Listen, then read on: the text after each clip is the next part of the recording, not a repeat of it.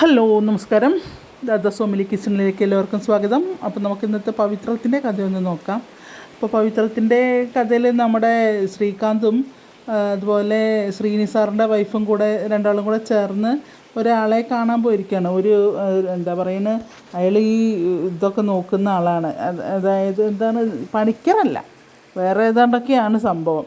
അപ്പോൾ അയാളെ കാണാൻ വേണ്ടി പോയിരിക്കുകയാണ്. അപ്പോൾ എന്താ സ്ഥലത്തിൻ്റെ പേര് പറയുന്നത്. അങ്ങനെ അയാളെ കണ്ട് അയാൾ അപ്പോൾ പറയുന്നുണ്ട്, അയാളുടെ സംസാരവും രീതികളൊക്കെ കേട്ടാൽ തന്നെ അറിയാം ആളൊരു തട്ടിപ്പാണെന്ന്. പക്ഷേ ഇയമ്മ ഇങ്ങനെ തലയിൽ കയറ്റി വെച്ചിരിക്കുക. അങ്ങനെയൊന്നുമല്ല, അയാൾ ഭയങ്കര സിദ്ധനാന്ന് പറയും. സിദ്ധനാണ്, ഇതാണ് അങ്ങനെയാണ്. അപ്പോൾ എനിക്ക് കവടി നിരത്തുന്ന പരിപാടിയൊന്നും അല്ല. അപ്പോൾ തൻ്റെ പേര് വിക്രം എന്നല്ലേ എന്ന് ചോദിക്കുമ്പോൾ അതേ പറയും. അപ്പോൾ തനിക്ക് സ്ത്രീ വിഷയമായിട്ടുള്ള പ്രശ്നങ്ങളാണല്ലേ എന്ന് പറയും. അപ്പോൾ പിന്നെ ഒന്ന് അത്ഭുതത്തോടു കൂടി നോക്കുന്നുണ്ട്. അപ്പോൾ പറയും, അല്ല ഇവർ പറഞ്ഞു, മാഡം മകള് പറഞ്ഞു എന്ന് പറയും. അപ്പോൾ പിന്നെ അയാൾ പറയും, ഇന്ന് എന്താ ദിവസം എന്ന് ചോദിക്കുമ്പോൾ ബുധനാഴ്ച അല്ലേ എന്ന് ചോദിക്കും നമ്മുടെ വിക്രം. അപ്പോൾ പറയും, ബുധനാഴ്ചയാണ്. ഇന്ന് എൻ്റെ ഡ്രസ്സ് ഞാനൊന്ന് പച്ചയുള്ള ഡ്രസ്സാണ് ഇട്ടുന്നത്. താൻ അറിഞ്ഞോ അറിയാതെ താനൊന്ന് പച്ച ഡ്രസ്സല്ലേ ഇട്ടണത് അറിയാം. അപ്പോൾ ഇതിൽ പച്ച എവിടേക്ക്, ഇപ്പോൾ പച്ച ഉണ്ടല്ലോ, പച്ച പൂർണ്ണമായി പച്ചല്ല, പച്ചയുടെ ചില കളർ അവിടെ ഇവിടെയൊക്കെ ഉണ്ടല്ലോ എന്നൊക്കെ പറയും. പിന്നെ കുറേ ഇതിനെയും പറ്റി ബുധനെയും ശുക്രൻ ഇതെന്നൊക്കെ പറഞ്ഞിട്ട് കുറേ ഇങ്ങോട്ട് വിളമ്പാണ്. എന്തൊക്കെയോ പറഞ്ഞിട്ട് സത്യം പറഞ്ഞാൽ എനിക്കും അറിയില്ല ഇതെന്താ പറയണേ. അവസാനം പറയും, നിങ്ങളുടെ ജീവിതത്തിലൊരു സ്ത്രീയാണ് വന്നിരിക്കുന്നത്. അപ്പോൾ എന്താണ് വിഷകന്യക പറയും. അപ്പോൾ എന്താണ് ഈ വിഷകന്യക എന്നറിയോ എന്ന് വയ്ക്കുമ്പോൾ അയാൾ പറയും, ഒരു കുട്ടി ജനിച്ചു കഴിയുമ്പോൾ അതിൻ്റെ ദേഹത്ത് ഇങ്ങനെ പോയ്സൺ ഇങ്ങനെ കുത്തിവെച്ച് വളർത്തിക്കൊണ്ടുവരുന്നതാണ് അത്ര വിഷകന്യക. എന്നിട്ട് ശത്രുക്കൾക്ക് കല്യാണം കഴിച്ചു കൊടുക്കുക. എന്നിട്ട് ഫസ്റ്റ് ദിവസം തന്നെ ശത്രു മരിക്കുക. എനിക്ക് മനസ്സിലായില്ല അതിൻ്റെ ഇതെന്താന്നുള്ളത്.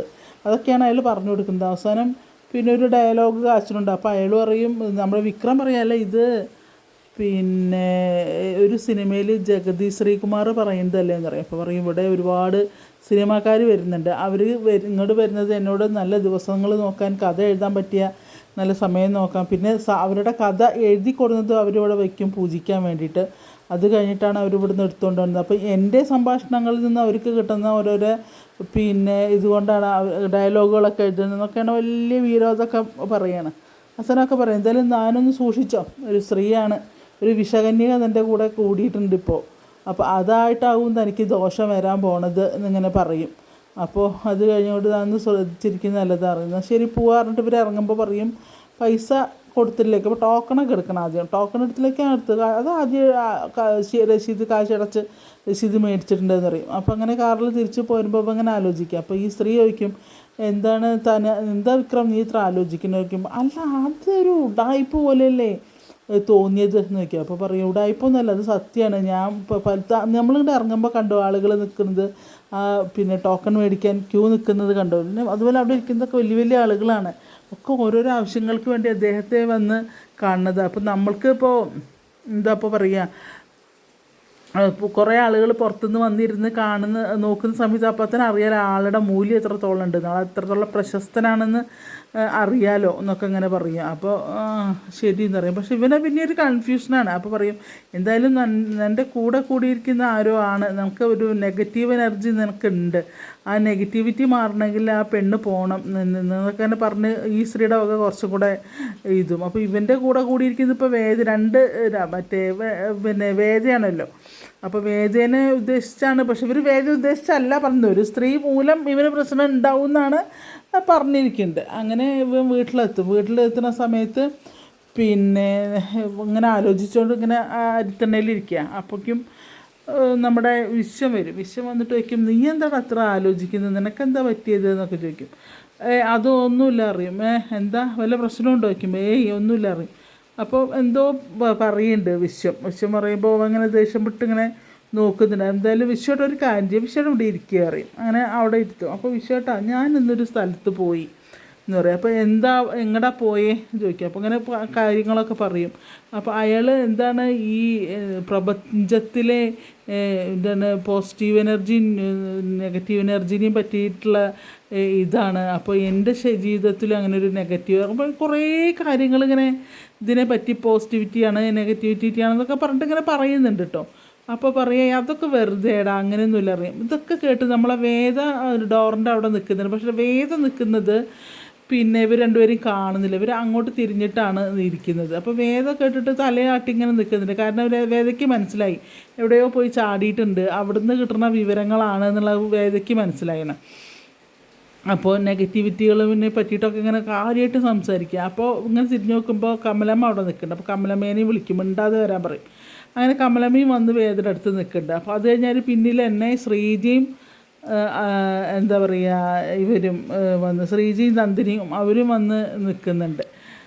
അപ്പോൾ ഇവൻ ഇങ്ങനെ പറഞ്ഞുകൊണ്ടിരിക്കുക. അപ്പോൾ എൻ്റെ കൂടെ ഒരു നെഗറ്റീവ് ഉണ്ട്. അപ്പോൾ എന്ത് നെഗറ്റീവ് നിൻ്റെ കൂടെ കൂടിയിരിക്കുന്നത്?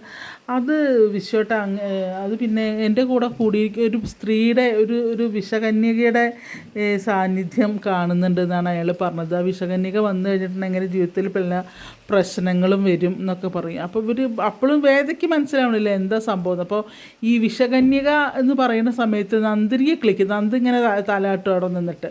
അപ്പോൾ വേദം അങ്ങനെ നോക്കുകയാണ് നന്ദിനീനെ കേട്ടോ. അപ്പോൾ പറയും നിൻ്റെ ജീവിതത്തിലിപ്പോൾ ഏതപ്പോൾ ഒരു വിഷകന്യക അറിയാം. അപ്പോൾ പറയും വിഷകന്യക വേദ അല്ലാതെ ആരാ എന്നറിയാം. ഏട്ടാ നീ എന്താ അനാവശ്യം പറഞ്ഞത്, നീ ഓരോന്ന് പറയുന്നത്. അല്ലെങ്കിൽ പിന്നെ വിശ്വട്ടനൊന്ന് ആലോചിച്ച് നോക്ക്, അവളെ കല്യാണം കഴിച്ച് കൊടുത്തതിന് ശേഷം എനിക്ക് സ്വസ്ഥത എന്താണെന്ന് ഞാൻ അറിഞ്ഞിട്ടുണ്ടോ? ഓരോ പ്രശ്നങ്ങൾ ഉണ്ടാവുകയല്ലേ അവൾ വന്നതിന് ശേഷമല്ലേ അതുണ്ടായിരുന്നത്. അപ്പോൾ അവൾ ഇങ്ങോട്ട് വലതുകാല് വെച്ച് വന്നതിന് ശേഷമാണ് ഇങ്ങനെയൊക്കെ സംഭവിച്ചത് എന്ന് പറയും. അപ്പോൾ പറയും നിൻ്റെ ജീവിതത്തിൽ ഇപ്പോൾ അവൾ വന്നിട്ട് നിനക്ക് എന്ത് ദോഷമായിട്ടാണ്, ദോഷമല്ലേ ഉണ്ടായിട്ടുള്ളൂ എന്നൊക്കെ പറയും. അപ്പോൾ അവൾ നെഗറ്റീവുള്ള ഒരു സ്ത്രീ നമ്മുടെ ജീവിതത്തിലേക്ക് വന്നു കഴിഞ്ഞാൽ നമുക്ക് നമ്മുടെ കുടുംബത്തിനത് ദോഷമാണ് എന്നൊക്കെ ഇങ്ങനെ വിളിച്ച് പറയുകയാണ് ഈ വിക്രം. അതുകൊണ്ട് കേൾക്കുമ്പോൾ നമ്മളെ കമലമ്മയ്ക്ക് നല്ല ദേഷ്യം വരും. കമലമ്മ വന്നിട്ട് കുറേ അങ്ങോട്ട് ചീത്ത പറയും, നിനക്ക് എന്ത് ദോഷമാണ് ഉണ്ടാക്കി വെച്ചത്, ആ കുട്ടി നിന്നെ രക്ഷിച്ചും കൊണ്ട് വരില്ലേ പിന്നെ. അപ്പോൾ പറയും എന്ത് രക്ഷയാണ്, അവൾ വന്നിട്ടല്ലേ ഞാൻ പല കേസുകളിലും പെടുന്നത്. ഒന്നുമല്ല, നീ ചെയ്തു വെച്ച കേസുകൾ തന്നെയാണ് ഉണ്ടായിട്ടുള്ളത്. നിന്നെ കാപ്പ കുത്തി ഇവിടുന്ന് വിട്ടതോ അവൾ വന്നിട്ടാണോ? എന്നിട്ട് അവൾ വന്നിട്ടല്ലേ നിന്നെ രക്ഷിച്ചുകൊണ്ട് വന്നത്? അതൊക്കെ അവൾ ചെയ്തിട്ടാണോ? നീ ചെയ്തു വെക്കണം പിന്നെ ഓരോരോ ഇതിന് നിനക്ക് അനുഭവിക്കുന്നതിന് മറ്റുള്ളവരെ കുറ്റം പറയുന്നതെന്നൊക്കെ പറഞ്ഞിട്ട് കമലമ്മ ഭയങ്കരമായിട്ട് അങ്ങോട്ട് ചൂടാവുകയാണ് വിക്രമിനോട്. അതിൽ വിക്രമൊന്നും മിണ്ടുന്നില്ല, ഇതൊക്കെ കേട്ടിട്ട് അപ്പോൾ അങ്ങനെ പറയുകയാണ്. അപ്പോൾ അടുത്ത വഴിക്ക് നന്ദിനി പറയും പിന്നെ അത് വിക്രം പറഞ്ഞത് വളരെ സത്യമല്ലേ, വിക്രം പറഞ്ഞത് വളരെ സത്യമാണല്ലോ. പിന്നെ എന്താണ് അവൾ വന്നതിന് ശേഷം തന്നെയല്ലേ അവൾക്ക് അവന് ഓരോരോ പ്രശ്നങ്ങൾ വന്നത് എന്നൊക്കെ പറയും. അപ്പോൾ എടുത്ത വഴിക്ക് പറയും പിന്നെ അപ്പോൾ നീ വന്നിട്ടാണല്ലോ വിനായകൻ്റെ, നിന്നെ കല്യാണം കഴിച്ചതിന് ശേഷമാണല്ലോ വിനായകൻ്റെ ജോലി പോയത് എന്ന് പറയും എടുത്ത വഴിക്ക് നന്ദിനിയമ്മ കമലമ്മ. അപ്പോൾ പറയും അപ്പോൾ അത് നീ വന്ന് കയറിയതിൻ്റെ അറിയാം, അത് പിന്നെ പോവാനുള്ളതോ ഇല്ലേ, അങ്ങനെ തന്നെയാണ് എല്ലാം പറയുകയാണെങ്കിൽ എല്ലാം പറയണ്ട. എന്താ നിന്നെ പറഞ്ഞപ്പോൾ എന്താ നിനക്ക് പൊള്ളിയോ എന്ന് ചോദിക്കും. അങ്ങനെ തന്നെയാണ് മറ്റുള്ളവർ കേൾക്കുന്നത്, മറ്റുള്ളവർക്കും അതിൻ്റെ വിഷമം ഉണ്ടാവും. അതെന്താ നീ മനസ്സിലാക്കാത്ത വെച്ചിട്ട് കമലമ്മ അങ്ങോട്ട് ദേഷ്യപ്പെടുകയാണ് ഓർക്കെ.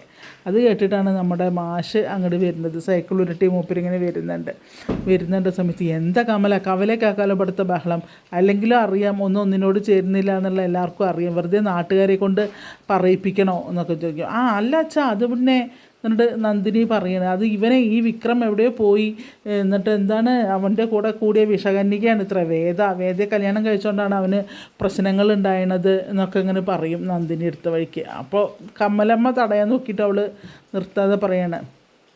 അപ്പോൾ അടുത്ത വഴിക്ക് മാഷും അറിയും ഇവൻ കാട്ടിക്കൂട്ടി വെച്ചിട്ടുള്ള പ്രയാസങ്ങൾ, കുടുംബത്തിനുണ്ടാക്കിയ പ്രയാസങ്ങളൊക്കെ ആയിരിക്കും. അപ്പോൾ അവൻ ജീവിതകാലം മുഴുവൻ മറക്കാത്ത തരത്തിലുള്ള ഓരോരോ വേദനകൾ നമുക്ക് ഉണ്ടാക്കി വെച്ചത് എന്താണെന്ന് ചോദിക്കും. അങ്ങനെ വിക്രമിനെ കുറേ അങ്ങോട്ട് അങ്ങനെ വിക്രം ചെയ്ത കാര്യങ്ങൾ മാഷ് ഇങ്ങനെ വിളിച്ചു പറയും. അപ്പോൾ പറയും അങ്ങനെയൊക്കെ ആണെങ്കിൽ അതൊരു പെൺകുട്ടി വന്നതിന് ശേഷമാണ്, അതിൻ്റെ മുന്നെയാണ് അവൻ ചെയ്തു വെച്ചത്. ഇപ്പോഴും ഗുണ്ടായുസവും തല്ലും വഴക്കുമായിട്ട് അവൻ നടക്കണില്ലേ. അപ്പോൾ അതുപോലെ തന്നെയല്ലേ, അതും ഇതുപോലെയാണ് സംഭവിച്ചത്. നമുക്ക് കുറേ മാസം അങ്ങോട്ട് പറയാൻ കേട്ടോ. അവസാനം വേദോട് പറയും മോളെ എനിക്ക് നിന്നോട് മാത്രമേ പറയാനുള്ളൂ. അതുകൊണ്ട് വജ്രം കിട്ടിക്കഴിഞ്ഞാൽ അതിൻ്റെ മൂല അറിയാത്തവരുടെ കയ്യിലാണ് വജ്രമാണെങ്കിലും വിലപിടിപ്പുള്ള വജ്രമാണെങ്കിലും അത് പിന്നെ അതിൻ്റെ മൂല്യം അറിയാത്ത ആളുടെ കയ്യിലാണ് കിട്ടിച്ച് അതിന് വെള്ളാരെങ്കിലിൻ്റെ വില പോലും ഉണ്ടാവില്ല. അത് മോള് മനസ്സിലാക്കണം എല്ലറിയും. കാരണം നീ ഒരു വെള്ളാങ്കരങ്കല്ല ആവരുത് മോളെ. ഇനിയും നിനക്ക് സമയമുണ്ട്, നിനക്ക് ഇനിയും വേണമെങ്കിൽ ഇവിടുന്ന് പോവാം. നീ ഇവിടെ വന്ന സമയത്ത് അച്ഛൻ മോളെ അകറ്റി നിർത്തിയിരുന്നതും ഒക്കെ എന്തുകൊണ്ടാണെന്നറിയോ, നീ ഒരിക്കലും ഇവന് ചേരില്ല എന്ന് അറിഞ്ഞുകൊണ്ട് തന്നെയാണ്. അതുകൊണ്ടാണ് അച്ഛൻ പറഞ്ഞത് മോൾക്ക് ഇനിയും സമയമുണ്ട്, മോൾക്ക് വേണമെങ്കിൽ ഇവിടുന്ന് പോവാം. അതുകൊണ്ട് വെറും ഒരു വെള്ളാരങ്കലായിട്ട് മോളുടെ ജീവിതം നശിപ്പിക്കല്ലേ എന്നിങ്ങനെ പറഞ്ഞിട്ട് മാഷാങ്ങോട്ട് വളരെ സ്നേഹമായിട്ട് തന്നെ വേദോട് പറയുന്നുണ്ട്. അപ്പോൾ എന്നിട്ടത് പറഞ്ഞിട്ട് മാഷാങ്ങോട്ട് പോവുകയാണ് കേട്ടോ. ആ മാഷാങ്ങോട്ട് പോകുന്ന സമയത്ത് പിന്നെ എല്ലാവരും അങ്ങനെ ഓരോ വഴിക്ക് പോവുകയാണ്, വിശ്വനും പോവുകയാണ്. അപ്പോൾ നന്ദിനി എടുത്ത വഴിക്ക് അറിയും, നന്ദിനി ഇവനും വിക്രമം നീച്ചു പോകും. നന്ദിനി അറിയും. ഇപ്പോൾ നമുക്ക് മനസ്സിലായില്ലേ അച്ഛൻ എന്താ പറഞ്ഞത് എന്നുള്ളത്. നീ വെറുതെ ഇവിടെ നിന്നിട്ട് ജീവിതം നശിപ്പിക്കണം, നീ വേണമെങ്കിൽ ഇവിടെ നിന്ന് പോയിക്കോ, കടന്നിറങ്ങി പോകാനല്ലേ പറഞ്ഞത് അച്ഛൻ, എന്തിനാ വെറുതെ ഇവിടെ കടന്നിങ്ങനെ നാശാവാൻ നിൽക്കുന്നതെന്ന് വെച്ചിട്ട് നന്ദിനി ഇങ്ങനെ നമ്മുടെ വേദയുടെ മെക്കട്ടയ്ക്ക് കയറുകയാണ്. അപ്പോൾ വേദ അടുത്ത വഴിക്ക് അറിയുക, നന്ദിനി അടുത്തേക്ക് അതാണോ മനസ്സിലായത് എന്ന് ചോദിക്കുകയാണ്. നന്ദിനി അടുത്തേക്ക് അതാ മനസ്സിലായത് അച്ഛൻ പറഞ്ഞത്. പക്ഷെ അതല്ല പറഞ്ഞത്, വൈഡൂര്യത്തിൻ്റെ പിന്നെ വില മനസ്സിലാക്കണമെങ്കിൽ അത് അറിയുന്ന ആളുടെ കയ്യിൽ കിട്ടണം, അല്ലെങ്കിലാണ് അതൊരു വെള്ളാരങ്കല്ലിൻ്റെ വിലയാവുള്ളൂ എന്ന് പറയുന്നത്. മനസ്സിലായോ? അതാ പറഞ്ഞത് അച്ഛൻ, അല്ലാണ്ട് എന്നോട് ഇവിടുന്ന് ഇറങ്ങിപ്പോകാനല്ല പറഞ്ഞത് അറിയാം. അപ്പോൾ ഒന്നും ഉണ്ടില്ല, അത് ബുദ്ധിയുള്ള ആൾക്കാർക്ക് അതിൻ്റെ വില മനസ്സിലാവുള്ളൂ. ഇപ്പോൾ വൈഡൂര്യത്തിൻ്റെ ആണെങ്കിലും രത്നത്തിൻ്റെ ആണെങ്കിലും എന്തിൻ്റെ ആണെങ്കിലും അതിൻ്റെ വില അറിയണമെങ്കിൽ കുറച്ചെങ്കിലും ബുദ്ധി വേണം, അതിലുള്ളവർക്ക് അത് മനസ്സിലാവുള്ളൂ. അതിപ്പോൾ നന്ദിനിയടുത്തേക്കും അതില്ല, വെറുതെ ഇവിടെ നിന്ന് സംസാരിക്കേണ്ട, കടന്നു പോകാമെന്ന് അറിയാണ് വേദ. അപ്പോൾ അവിടെ നിൽക്കുക, പോവാനല്ലേ എന്ന് പറഞ്ഞിട്ട് നന്ദിനി അപ്പോഴേക്കും വേഗം പെട്ടെന്ന് അങ്ങോട്ട് പോവുകയാണ്. അത് കഴിഞ്ഞ് നമ്മുടെ വേദയ്ക്ക് ഭയങ്കര സങ്കടമായി. കാരണം ഇവൻ പറഞ്ഞത് എന്താണ്, നമ്മളുടെ വിക്രം പറഞ്ഞത് ഭയങ്കരമായിട്ട് ഫീൽ ചെയ്യാണ്. അപ്പോൾ അതിങ്ങനെ ആലോചിച്ചിരുന്നിങ്ങനെ കരയുകയാണ് നമ്മുടെ വേദ. ആ ഒരു പ്ലേസിൽ തന്നെ ഇരുന്നിട്ട് ഇങ്ങനെ കരയുകയാണ്. കാരണം ഈ കഥ എനിക്കിഷ്ടമാണ്, നല്ല കഥയാണ്, ഞാൻ കുറ്റം പറയല്ല, നല്ല കഥയാണ്. പക്ഷേ ഏത് നേരം വിക്രം വേദയും തമ്മിത്തല്ല്, ഇത് ഈ സ്റ്റോറി തുടങ്ങിയ തൊട്ടുള്ള തമ്മിത്തല്ലാണ്. പക്ഷേ ഇനി കുറച്ചെങ്കിലുമൊക്കെ അവൻ്റെ സ്വഭാവത്തിൽ മാറ്റമൊക്കെ വന്ന് ഈ കഥ, എൻ്റെ ഒരു സജഷനാണ് കേട്ടോ, കഥയ്ക്കൊരു മാറ്റം വന്നിട്ടില്ലെങ്കിൽ ചിലപ്പോൾ ആളുകൾക്ക് ഒരു തരം വിരസത തോന്നും. ഒരേ കഥ ഏത് നേരം നോക്കുമ്പോഴും ഇവർ രണ്ടുപേരിലെ തമ്മിത്തല്ല്, അതിന് സൈഡ് പിടിക്കാൻ നന്ദിനി, അങ്ങനെയൊക്കെ ആയി തുടങ്ങുമ്പോഴേ, അതുകൊണ്ട് ദൈവത്തെ ഓർത്ത് ഇതിൻ്റെ കഥയൊക്കെ ഒന്ന് നല്ല വൃത്തിയായിട്ട് മാറ്റി എഴുതാൻ ശ്രമിക്കൂ. ഏത് നേരം തമ്മിത്തല്ലും ഈ നന്ദിനിയുടെ പോരൂത്തലൊക്കെ ആകുമ്പോൾ തന്നെ ഞങ്ങളുടെ വീട്ടിലിപ്പോൾ ചിലർക്കൊക്കെ ഇപ്പോൾ പവിത്രം മറ്റേത് വളരെ ഇൻട്രസ്റ്റോട് കൂടി ഇരുന്ന് കണ്ട ആളുകൾക്കൊക്കെ ഇപ്പോൾ ഒരു സീരിയൽ വരുമ്പോൾ ചാനൽ മാറ്റാൻ തുടങ്ങിയിട്ടുണ്ട്. അത് കാരണം അതിൽ വിരസത തോന്നി തുടങ്ങി എന്നാണ് സാരം. അതുകൊണ്ട് അതൊന്ന് കുറച്ചൊന്ന് ശ്രദ്ധിച്ചാൽ വളരെ നല്ലതാണ്. ഓക്കെ, അപ്പോൾ എന്തായാലും മിസ്സാണ്ട് കാണുക. ഞാനും എൻ്റെ വീട്ടുകാരോടും പറയേണ്ട രസമുണ്ട്, കഥ മാറും എന്നൊക്കെ ഞാനും പറഞ്ഞു കൊടുക്കുന്നുണ്ട്. ഓക്കെ, അപ്പോൾ എല്ലാവരും കണ്ട് എൻ്റെ ചാനൽ ഇഷ്ടപ്പെടുകയാണെങ്കിൽ ഒന്ന് സബ്സ്ക്രൈബ് ചെയ്ത് ഒന്ന് ബെല്ലൈക്കണൊക്കെ കുറച്ച് ഒന്ന് സപ്പോർട്ട് ചെയ്യുക. ഓക്കെ, അപ്പോൾ എല്ലാവർക്കും നല്ലൊരു ദിവസം ആശംസിക്കുന്നു. അതുപോലെ പിന്നെ ഒന്ന് ഞാൻ പറയും, നല്ല കഥയാണ്, നല്ല ക്യാരക്ടേഴ്സാണ്, അതുപോലെ നല്ല നടീനടന്മാരാണ്, ഒക്കെ നന്ന്. പക്ഷേ ഈ സ്റ്റോറി തുടങ്ങുമ്പോൾ ആദ്യമൊക്കെ നമുക്കൊക്കെ എല്ലാം കുറേ രസമായിട്ട് തോന്നും. 10 വട്ടം പാൽപ്പായസം കുടിച്ചാൽ പിന്നെ 11 മടുക്കുമെന്ന് പറഞ്ഞ പോലെ ആദ്യമൊക്കെ നല്ല രസമായി തോന്നി. പിന്നെ ഇപ്പോൾ സെയിം കഥ ഒരു കാരണവുമില്ലാണ്ട് ഇങ്ങനെ രണ്ടുപേരും ഏത് നേരം വഴക്ക്, അതിൻ്റെ ഇടയ്ക്ക് സ്നേഹപ്രകടനങ്ങൾ, സ്നേഹമല്ല തമാശകളുണ്ടെങ്കിലും ഒരേ ഇത് നേരത്തെ ഇങ്ങനെ അടി കൂടുമ്പോൾ നമുക്ക് ആർക്കായാലും മടുപ്പ് തോന്നില്ലേ. അപ്പോൾ അതുകൊണ്ട് ഒന്ന് മാറ്റിപ്പിടിച്ചാൽ വളരെ, ഈ കഥ ആരെങ്കിലും കേൾക്കുന്നുണ്ടെങ്കിലോ കേട്ടോ, അല്ലെങ്കിൽ ക്ഷമിക്കുക. Thank you.